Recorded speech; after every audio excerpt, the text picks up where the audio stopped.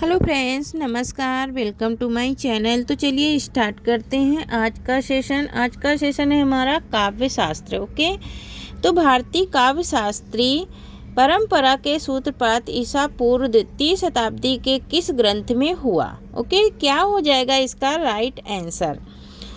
क्या नाट्यशास्त्र में, या फिर काव्य दर्पण में, या फिर काव्य मीमांसा में? तो कहाँ पर हुआ था? सबसे पहले नाट्यशास्त्र में हुआ था और इसे पंचम वेद भी कहते हैं। ठीक है। रमणीयार्थ प्रतिपादका शब्दः काव्यम, यह पंक्ति किस आचार्य की है?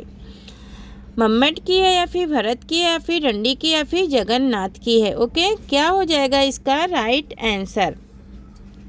तो इसका राइट आंसर हो जाएगा जगन्नाथ। ये जगन्नाथ की पंक्ति है। ठीक है। वाक्यम रसात्मकम काव्यम किसकी उक्ति है? ओके, क्या अभिनवगुप्त की है, या फिर विश्वनाथ की है, या फिर भट्टनायक की, या फिर भट्ट लोलट की है? क्या हो जाएगा इसका राइट आंसर? तो इसका राइट आंसर हो जाएगा हमारा विश्वनाथ की ये क्या है? उक्ति है। ओके, नेक्स्ट क्वेश्चन है हमारा, काव्य शास्त्र का प्रथम आचार्य किसे माना जाता है? क्या वामन को, या फिर मम्मट को, या फिर अभिनवगुप्त को, या फिर भरत मुनि को? क्या हो जाएगा इसका राइट आंसर? ओके, तो इसका राइट आंसर हो जाएगा भरत मुनि। ओके, भरत मुनि को माना जाता है। कीरति भरति भूति भली सोई सुरसरी सम सब कह हित होई काव्य प्रयोजन के संदर्भ में कही गई यह उक्ति किस रचनाकार की है? ओके, तो इसका राइट आंसर क्या होगा? इसका राइट आंसर हो जाएगा हमारा क्या कबीरदास, या फिर सूरदास, या फिर तुलसी? तो तुलसीदास की ये पंक्तियाँ हैं। काव्य प्रयोजन के बारे में इन्होंने ये पंक्तियाँ कही है। ओके, नेक्स्ट है अलंकार संप्रदाय के प्रवर्तक कौन हैं? क्या दंडी हैं, या फिर भरत हैं, या फिर मम्मट हैं, या फिर भामा है? ओके, क्या हो जाएगा इसका राइट आंसर? तो इसका राइट आंसर है भामा है अलंकार संप्रदाय के प्रवर्तक। धन्यालोक की रचना किसने की है? धन्यालोक की रचना किसने की है? मोस्ट इम्पोर्टेंट क्वेश्चन है। ओके, आनंदवर्धन, या फिर कुंतक, या फिर वामन, या फिर मम्मट? किसने की है? तो क्या हो जाएगा? आनंदवर्धन ये धन्यालोक की रचना की है। ओके, आचार्य आनंदवर्धन ने इनमें से किसे काव्य आत्मा स्वीकार किया है? क्या ध्वनि को, या रस को, या अलंकार को, या फिर वक्रोक्ति को? मोस्ट इम्पोर्टेंट क्वेश्चन ये भी है। ओके, ध्वनि या फिर रस को किसको किया है इन्होंने स्वीकार? काव्य आत्मा, तो इन्होंने ध्वनि को ही किया है, क्योंकि ये ध्वनि शास्त्र की रचना की थी और धन्य अवलोकन भी इन्होंने लिखा था। ठीक है, तो ये आनंदवर्धन ने ध्वनि शास्त्र को स्वीकार किया है। ओके, विभावा अनुभावा संचारी भाव संयोगा शनिपत्ति रस स्वरूपा निर्धारण, यह सूत्र किस आचार का है? विभावा अनुभावा संचारी भाव, ये किसका सूत्र है? क्या भामा का है, या फिर मम्मट का है, या फिर अभिनवगुप्त का है, या फिर भरत मुनि का है? तो ये भरत मुनि का है ना? ये सूत्र किसका है? भरत मुनि का है। शब्द शक्ति के मुख्यतः कितने भेद स्वीकृत किए गए हैं? ओके, क्या 3, या 5, या 2, या फिर 4? तो कितने किए गए हैं? ये भी मोस्ट इम्पोर्टेंट क्वेश्चन है। कितने भेद स्वीकृत किए गए हैं? तो यहाँ पर 3 भेद स्वीकृत किए गए हैं ना? 3 भेद स्वीकृत किए गए हैं। साधारणीकरण के सिद्धांत का प्रवर्तन और उद्भवन किस आचार्य ने किया? क्या अभिनवगुप्त ने किया, या फिर आचार्य रामचंद्र शुक्ल ने, या फिर भट्ट नायक ने, या फिर महावीर प्रसाद द्विवेदी ने किया? ओके, क्या हो जाएगा इसका राइट आंसर? इसका राइट आंसर हो जाएगा भट्ट नायक ने साधारणीकरण का। नेक्स्ट क्वेश्चन है, भावित्री प्रतिभा का संबंध इनमें से किससे है?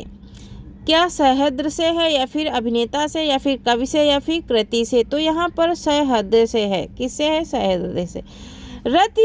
रति हास शौक क्रोध भय आदि भावों की गिनती इनमें से किस भाव के अंतर्गत की जाती है?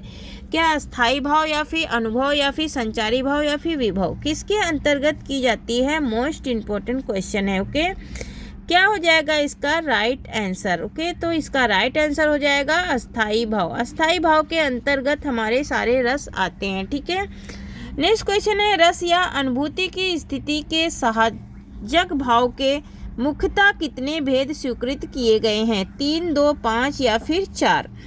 क्या हो जाएगा इसका राइट आंसर? ओके, तो इसका राइट आंसर क्या हो जाएगा? तो इसका राइट आंसर हो जाएगा 4। 4 भेदों को क्या किया गया है? स्वीकृत किया गया है। प्रज्ञानवन में समसलिनी के प्रतिभा मता, यह उक्ति किस आचार्य की है? यह उक्ति किस आचार्य की है? क्या दंडी की है या फिर राज जगन्नाथ की है या फिर भट्ट तोत की है या फिर वामन की है? तो यहाँ पर भट्ट तोत जो है ये भट्ट लोलट होगा यहाँ पर, ठीक है। चित्र तुरंग न्याय पर किस आचार्य का सिद्धांत आधारित था? क्या भट्ट नायक का या वामन का या फिर अभिनवगुप्त का या फिर शंकुक का?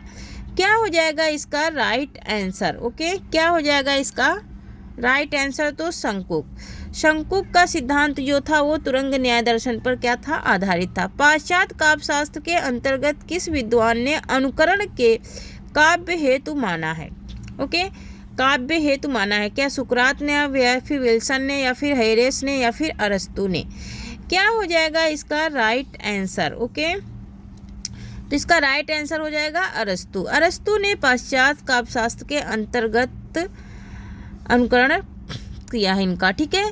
गिरा अर्थ जल बीच समकहियात भिन्न न भिन्न किस कवि की पंक्ति है? क्या जैसी की है या सूरदास की या फिर तुलसीदास की या फिर रहीमदास की? क्या हो जाएगा इसका राइट आंसर? ओके, तो इसका राइट आंसर हो जाएगा तुलसीदास। ओके, भाव संधि, भाव सबलता तथा भाव शांति किस भाव की प्रमुख स्थितियां हैं? क्या अस्थाई भाव की है या फिर संचारी भाव की या फिर अनुभव की? क्या हो जाएगा इसका राइट आंसर? ओके, तो इसका राइट आंसर हो जाएगा हमारा संचारी भाव। संचारी भाव की ये क्या है? स्थितियां हैं। आचार्य रूरट ने किस रीति का आविष्कार किया? क्या लाटी का या फिर वैदर्भी का या गौड़ी का या फिर पांचाली का? वेरी मोस्ट इम्पॉर्टेंट क्वेश्चन है। ओके, तो इन्होंने लाटी रीति का क्या किया था? आविष्कार किया था। काव्य निर्णय ग्रंथ की रचना किसने की? क्या मम्मट ने की या फिर मतिराम ने या फिर भिखारी दास ने या फिर चिंतामणि ने? ओके, क्या हो जाएगा इसका राइट आंसर? तो इसका राइट आंसर हो जाएगा भिखारी दास। भिखारी दास की ही रचना है काव्य निर्णय। ओके, नेक्स्ट क्वेश्चन है हमारा, भिखारी दास का ही क्या है?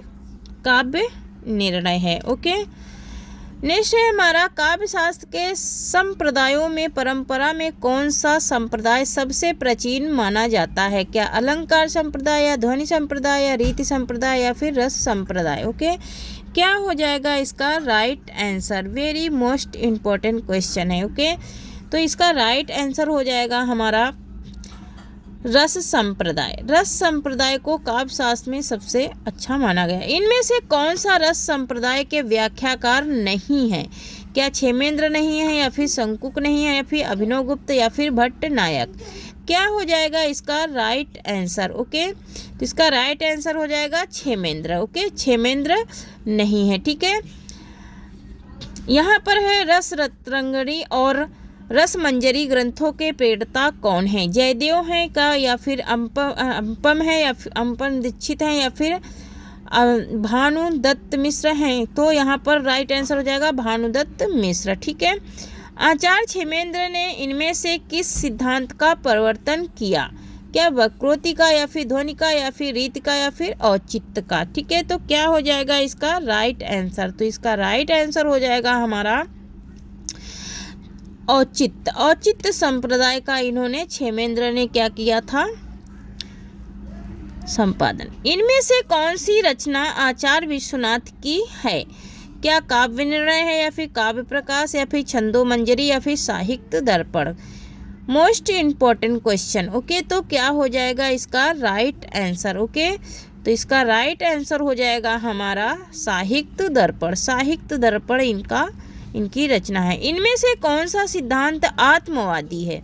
क्या रस सिद्धांत या फिर अलंकार सिद्धांत या फिर रीति सिद्धांत या फिर वक्रोक्ति सिद्धांत? क्या हो जाएगा इसका राइट आंसर? ओके, तो इसका राइट आंसर हो जाएगा रस सिद्धांत। रस सिद्धांत जो है वो आत्मवादी है। छंदोमंजरी ग्रंथ के प्रणेता कौन है? क्या भरत केदार हैं या फिर हेमचंद या फिर गंगादास या फिर क्षेमेंद्र? ओके, क्या हो जाएगा इसका राइट आंसर? इसका राइट आंसर हो जाएगा गंगादास। गंगादास का है छंदोमंजरी। किस काव्य को चित्र काव्य भी कहा गया है? उत्तम काव्य, मध्यम काव्य, मध्य काव्य, अधम काव्य या फिर सर्वोत्तम काव्य? क्या हो जाएगा इसका राइट आंसर? ओके, चित्र काव्य भी कहा गया है, तो अधम काव्य को कहा गया है चित्र काव्य भी कहा गया है। ओके, नेक्स्ट क्वेश्चन है, आचार्य मम्मट ने अपने काव्य प्रकाश ग्रंथ गुण नहीं गिनाया है। उन्होंने अपने काव्य प्रकाश के ग्रंथ गुण नहीं गिनाया। काव्य का कौन सा नहीं निभाया है, गिनाया है? ओके, कौन से काव्य का नहीं गिनाया? ठीक है, तो मधुर या फिर औचित्य, तो औचित्य का इन्होंने ग्रंथ गुण नहीं गिनाया है। ठीक है, भारतीय काव्य शास्त्र के अंतर्गत कितने प्रकार के काव्य हेतु की चर्चा की गई है? ओके, तो यहाँ पर क्या 4 या फिर 10 या फिर 3 या फिर 2? ओके, क्या हो जाएगा इसका राइट आंसर? तो इसका राइट आंसर हो जाएगा हमारा भारतीय काव्य शास्त्र के अंतर्गत हमारे काव्य हेतु कितने हैं? तो 3 हैं। ओके, 3 काव्य हेतु हैं। ओके, रंग रस गंगाधर ग्रंथ का रचयिता इनमें से कौन है? क्या वामन है या फिर विश्वनाथ या फिर मम्मट या फिर जगन्नाथ? क्या हो जाएगा इसका राइट आंसर? ओके, तो इसका राइट आंसर हो जाएगा जगन्नाथ। सांख्य दर्शन के आधार पर रस निष्पत्ति की व्याख्या इनमें से किस आचार्य ने की? क्या शंकुक ने या फिर भट्ट लोलट ने या फिर भट्ट नायक ने या फिर अभिनव गुप्त ने? क्या हो जाएगा इसका राइट आंसर? ओके, तो इसका राइट आंसर हो जाएगा भट्ट नायक। भट्ट नायक ने रस निष्पत्ति की व्याख्या की थी। भरत मुनि के अनुसार रसों की संख्या कितनी है? भरत मुनि के अनुसार रसों की संख्या कितनी है? तो भरत मुनि के अनुसार रसों की संख्या कितनी मानी जाती है? 8 मानी जाती है ना। कुछ विद्वानों का मानना है कि रसों की संख्या 9 है, लेकिन भरत मुनि के अनुसार कितनी है? 8 है। ठीक है, कवि समय का सर्वप्रथम सम्यक निरूपण इनमें से किस आचार्य ने किया? क्या राजशेखर ने या फिर जगन्नाथ ने या फिर दंडी या फिर वामन ने? मोस्ट इम्पोर्टेंट क्वेश्चन है। ओके, तो यहाँ पर किसने किया था? यहाँ पर राजशेखर ने किया था। ओके, शब्दार्थों सहितो काव्यम, शब्दार्थों सहितो काव्यम इनमें से किसकी उक्ति है? क्या मम्मट की है या फिर दंडी की या फिर भट्ट की या फिर भामा की? क्या हो जाएगा राइट आंसर? ओके, शब्दार्थों सहितो काव्यम, तो ये भामा की क्या है? उक्ति है। नई समीक्षा आंदोलन में कौन सा पाश्चात्य आलोचक सम्मिलित नहीं है? सम्मिलित नहीं है। ओके, क्या एलन टेट नहीं है या फिर जॉन को रेसम नहीं या फिर विलियम एवसम नहीं है या फिर प्लेटो नहीं है? क्या हो जाएगा इसका राइट आंसर? ओके, तो इसका राइट आंसर हो जाएगा प्लेटो। प्लेटो इसमें नहीं है।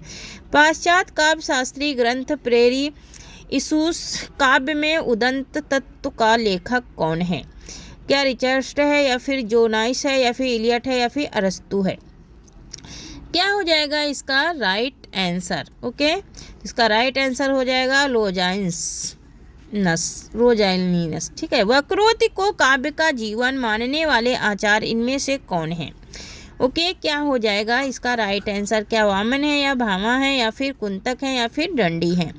क्या हो जाएगा इसका राइट आंसर? ओके, तो इसका राइट आंसर हो जाएगा हमारा कुंतक। कुंतक है वक्रोक्ति संप्रदाय के प्रवर्तक। काव्य मीमांसा की रचना किसने की है? क्या राजशेखर ने या फिर मम्मट ने या फिर कुंतक ने या फिर चिंतामणि ने? क्या हो जाएगा इसका राइट आंसर? ओके, तो इसका राइट आंसर हो जाएगा हमारा राजशेखर। राजशेखर की रचना है काव्य मीमांसा। पाश्चात्य विचारक प्रोचे का काव्य शास्त्रीय सिद्धांत किस नाम से जाना जाता है? क्या विवाद के नाम से या फिर सौंदर्यवाद के नाम से या फिर कलावाद के नाम से या फिर अभिव्यंजना नाम के वाद से जाना जाता है? क्या हो जाएगा इसका राइट आंसर? ओके, तो इसका राइट आंसर हो जाएगा अभिव्यंजनावाद। भारतीय काव्य शास्त्र में ध्वनि सिद्धांत के अंतर्गत ध्वनि शब्द का प्रयोग किस अर्थ में हुआ है? क्या आवाज में, या फिर संगीत में, या फिर नाद में, या फिर व्यंग में? क्या हो जाएगा इसका राइट आंसर? ओके, तो क्या हो जाएगा इसका राइट आंसर? ध्वनि सिद्धांत के अंतर्गत प्रयोग किस अर्थ में हुआ है? तो व्यंग के अर्थ में हुआ है। ओके, नेक्स्ट है हमारा नाट्य शास्त्र में धीर, ललित, धीरोदत्त, धीर, प्रशांत आदि किसके प्रकार माने गए हैं? क्या खलनायक के, या फिर नाटककार के, या फिर नायक के, या फिर रचना के? ओके, क्या हो जाएगा राइट आंसर? तो नायक के ये प्रकार माने गए हैं। धीरोदत्त मतलब कि बहुत ज़्यादा बलवान। क्रोचे के अभिव्यंजनावाद की तुलना भारतीय काव्य शास्त्र के किस सिद्धांत से की गई है? क्या रस सिद्धांत से, या वक्रोक्त सिद्धांत से, या फिर अलंकार सिद्धांत से, या फिर ध्वनि सिद्धांत से? ओके, क्या हो जाएगा इसका राइट आंसर?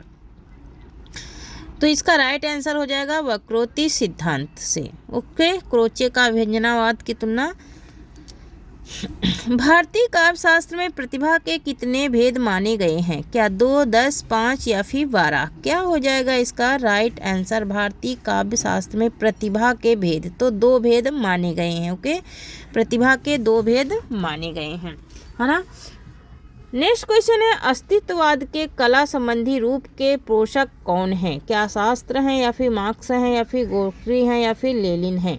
क्या हो जाएगा इसका राइट आंसर? तो यहाँ पर इसका राइट आंसर है शास्त्र। किस पाश्चात्य आलोचक ने काव्य के मनोवैज्ञानिक मूल्य का सिद्धांत प्रस्तुत किया? क्या अरस्तु ने, या फिर सुकरात ने, या फिर प्लेटो ने, या फिर I.A. रिचर्ड्स ने? तो यहाँ पर राइट आंसर क्या हो जाएगा कि यहाँ पर इसका राइट आंसर हो जाएगा हमारा ऑप्शन नंबर द हो जाएगा। राइट आंसर क्या हो जाएगा? Option number the I.A. Richards है। ठीक है, नेक्स्ट क्वेश्चन है कि जो पाऊँ तो पठाऊँ जमलोक को, तो ये पंक्तियाँ किसकी हैं? धर्मदास की, नाभादास की, कबीरदास की, सूरदास की? तो ये किसकी हैं? नाभादास की पंक्तियाँ हैं। किसकी हैं ये? नाभादास की पंक्तियाँ हैं। नेक्स्ट क्वेश्चन है कि देवताओं की लिपि किसे कहा जाता है? ब्राह्मी लिपि को, खरोष्टी लिपि को, देवनागरी लिपि को, गुप्त लिपि को? तो ऑप्शन नंबर सी देवनागरी लिपि को कहा जाता है। ठीक है, किसको कहा जाता है? देवनागरी लिपि को कहा जाता है। देवनागरी लिपि का विकास किस लिपि से हुआ है? तो किस लिपि से हुआ है यहाँ पर? ब्राह्मी लिपि से, खरोष्टी लिपि से, या फिर शारदा लिपि से, या फिर गुप्त लिपि से? तो यहाँ पर इसका राइट आंसर हो जाएगा ब्राह्मी लिपि से हुआ है। ठीक है, नेक्स्ट क्वेश्चन है कि जब जब होए धर्म की हानि, बढ़े असुर अधम अभिमानी, इस पंक्ति में के रचयिता कौन है? सूरदास, तुलसीदास, अनंतदास, या फिर रामदास? तो यहाँ पर ये तुलसीदास हैं इसके रचयिता इन पंक्तियों के। ठीक है, नेक्स्ट क्वेश्चन है कि देश का पहला राष्ट्रीय हिंदी संग्रहालय स्थापित किया जा रहा है। कहाँ स्थापित किया जा रहा है? तो ऑप्शन नंबर ए हो जाएगा आगरा में। कहाँ स्थापित किया जा रहा है? तो ऑप्शन नंबर ए हो जाएगा आगरा में स्थापित किया जा रहा है। जल टूटता हुआ किसकी रचना है? रामधारी सिंह दिनकर की, रामदरस मिश्र की, मिश्र बंधु की, या फिर रामचंद्र शुक्ल की? तो ये रामदरस मिश्र की रचना है। नेक्स्ट क्वेश्चन है कि दोहा कोश के रचयिता कौन है? दोहा कोश के रचयिता कौन है? तो ऑप्शन नंबर ए राइट हो जाएगा। कौन है? सर अप्पा हैं। कौन है इसके रचयिता? सर अप्पा हैं। ठीक है, नेक्स्ट क्वेश्चन है कि द्रविड़ भाषाओं में सर्वाधिक बोली जाने वाली भाषा क्या है? द्रविड़ भाषाओं में सर्वाधिक बोली जाने वाली भाषा क्या है? तमिल है, तेलुगु है, या फिर मलयालम है, या फिर आर्य है? तो द्रविड़ में सबसे ज्यादा तेलुगु बोली जाती है। नेक्स्ट क्वेश्चन है हमारा, नेक्स्ट क्वेश्चन है कि द्विवेदी युग का नामकरण किसके नाम पर हुआ? तो ये किसके नाम पर हुआ था? महावीर प्रसाद द्विवेदी के नाम पर हुआ। यहाँ पर द्विवेदी 2 लोग हैं, लेकिन कंफ्यूज नहीं होना है। यहाँ पर महावीर प्रसाद द्विवेदी के नाम से हुआ था, हजारी प्रसाद द्विवेदी के नाम से नहीं हुआ था। ठीक है, ठीक है, यहाँ पर हजारी प्रसाद द्विवेदी के नाम से नहीं हुआ था। किसके नाम से हुआ था? महावीर प्रसाद द्विवेदी के नाम से द्विवेदी युग का नामकरण हुआ था। ठीक है, नेक्स्ट क्वेश्चन है हमारा 60 नंबर है कि ध्रुव स्वामिनी नाटक के रचयिता कौन है? प्रेमचंद, गोविंद दास, या फिर जयशंकर प्रसाद? तो जयशंकर प्रसाद का ये क्या है? नाटक है। नमक का दरोगा कहानी के लेखक हैं। नमक का दरोगा कहानी के लेखक हैं। तो ऑप्शन नंबर 2 राइट हो जाएगा। प्रेमचंद। कौन है? चंद हैं। नमक के दरोगा कहानी के लेखक।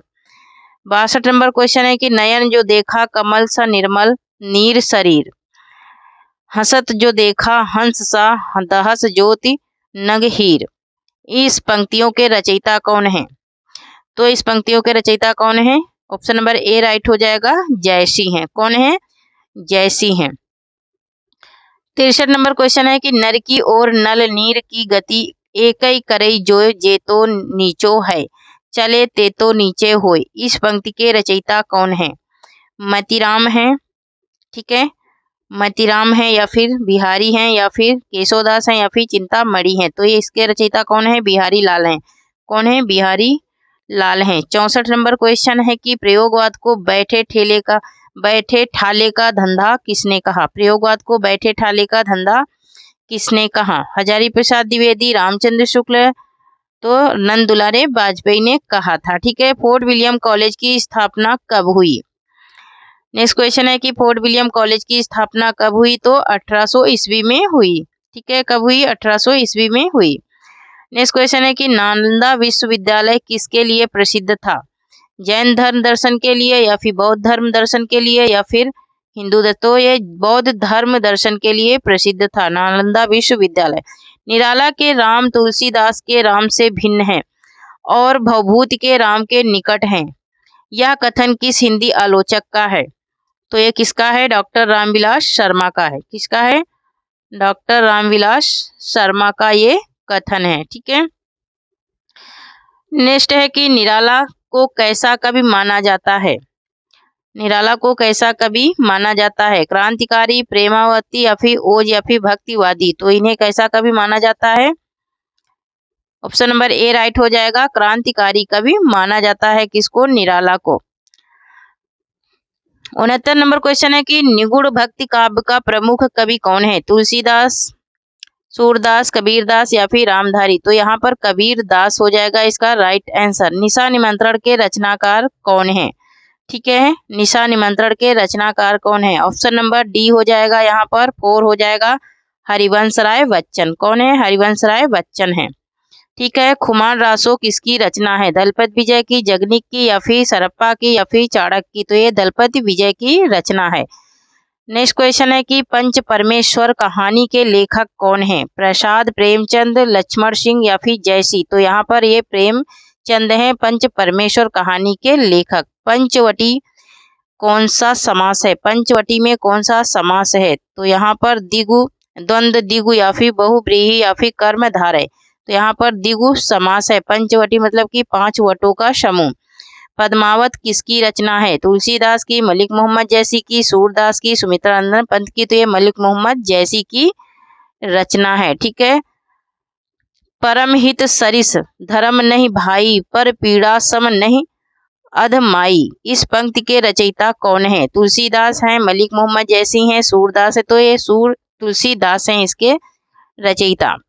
पल्लव के रचयिता कौन है? पल्लव के रचयिता कौन है? जयशंकर प्रसाद, महादेवी वर्मा या फिर निराला या फिर सुमित्रानंदन पंत? तो सुमित्रानंदन पंत हैं पल्लव के रचयिता।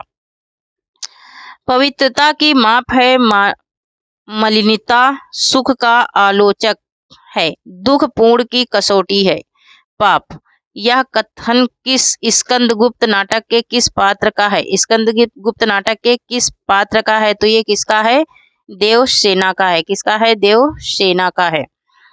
ठीक है कि पवित्रता। यहाँ पर नेक्स्ट क्वेश्चन है कि पुराणों में अशोक को क्या कहा जाता है? पुराणों में अशोक वृद्ध या फिर अशोक धर्म या फिर अशोक वर्धन या फिर अशोक कड़िका? तो इसे अशोक वर्धन कहा जाता है। क्या कहा जाता है? अशोक वर्धन कहा जाता है। हिम किरीटिनी किसकी रचना है? दिनकर की, माखनलाल चतुर्वेदी की, श्यामलाल चतुर्वेदी की या राम कुंवर वर्मा की? माखनलाल चतुर्वेदी की रचना है। पूस की रात कहानी के रचनाकार कौन है? बालकृष्ण भट्ट, प्रेमचंद, बालकृष्ण शर्मा, नवीन? तो ये प्रेमचंद की रचना है। पृथ्वीराज रासो के रचनाकार कौन है? दलपति विजय या फिर जगनिक या फिर चंद्रवरदाई या फिर मुल्ला दाऊद? तो कौन है? चंद्रवरदाई हैं। नेक्स्ट है कि प्रेमचंद के अधूरे उपन्यास का नाम क्या है? प्रेमाशय, सेवा सदन, मंगल सूत्र या फिर गोदान? तो मंगल सूत्र है इनका अधूरा उपन्यास। और इसे पूरा किसने किया था? तो अमृत राय ने, इनके बेटे ने पूरा किया था। प्रकृति का सुकुमार किसे कहा जाता है? तो किसे कहा जाता है? सुमित्रानंदन पंत को कहा जाता है। ठीक है, सुमित्रानंदन पंत को कहा जाता है। नेक्स्ट है कि प्रगतिवादी और उपयोगितावाद का दूसरा नाम क्या है? यह कथन किसका है? दूसरा नाम है प्रगतिवाद और उपयोगितावाद का दूसरा नाम है, यह कथन किसका है? तो ये नंदुलारे वाजपेयी का कथन है। नेक्स्ट क्वेश्चन है कि प्रथम सूफी प्रेमाख्यान काव्य के रचयिता कौन है? प्रेमाख्यान काव्य के रचयिता कौन है? प्रथम सूफी प्रेमाख्यान काव्य के रचयिता कौन है? तो मुल्ला दाऊद हैं। नेक्स्ट है कि प्रभात फेरी काव्य के रचनाकार हैं। प्रभात फेरी नरेश मेहता, नरेंद्र शर्मा या फिर, तो इसके कौन है? नरेंद्र शर्मा है। प्रभु जी तुम चंदन हम पानी, जाकी अंग अंग बस समानी, प्रस्तुत पंक्तियां के रचयिता हैं रैदास हैं। तो यहाँ पर इसका राइट आंसर हो जाएगा क्या? ऑप्शन नंबर ए हो जाएगा, रैदास। ठीक है, कौन है? रैदास हैं। ठीक है, नेक्स्ट क्वेश्चन देखेंगे, प्राचीन का विलोम क्या होगा? अर्वाचीन, नवीन या फिर नया या फिर नवीनतम। तो इसका विलोम क्या हो जाएगा? अर्वाचीन हो जाएगा। प्राचीन का अर्वाचीन हो जाएगा। थोड़ा जल्दी करेंगे। ठीक है, तो यहाँ पर उर्वशी का प्रकाशन वर्ष क्या है? उर्वशी का प्रकाशन वर्ष बताना है। तो यहाँ पर इसका राइट आंसर हो जाएगा 1956। ठीक है, 1956 में इसकी रचना हुई थी।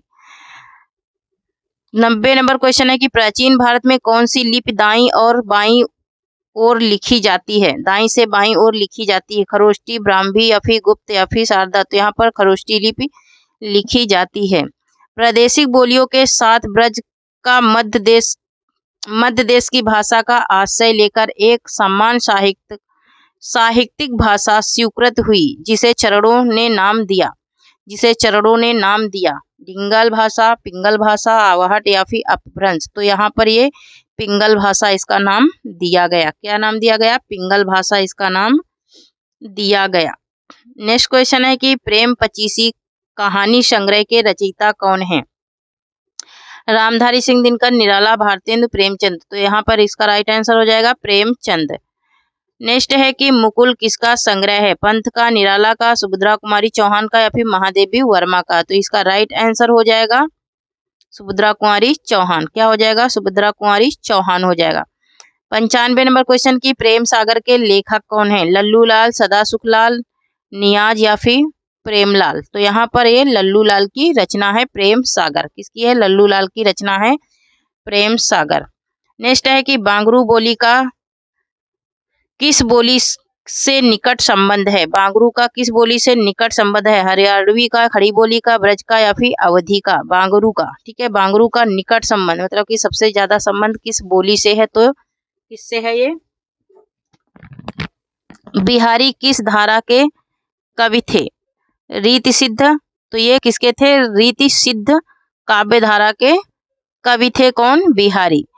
बिहारी किस राजा के दरबारी कवि थे? राजा नरसिंह सिंह के, राजा जय सिंह के या फिर राजा छत्रसाल के? तो ये राजा जय सिंह के दरबारी कवि थे। किसके? राजा जय सिंह के दरबारी कवि थे। कौन? बिहारी।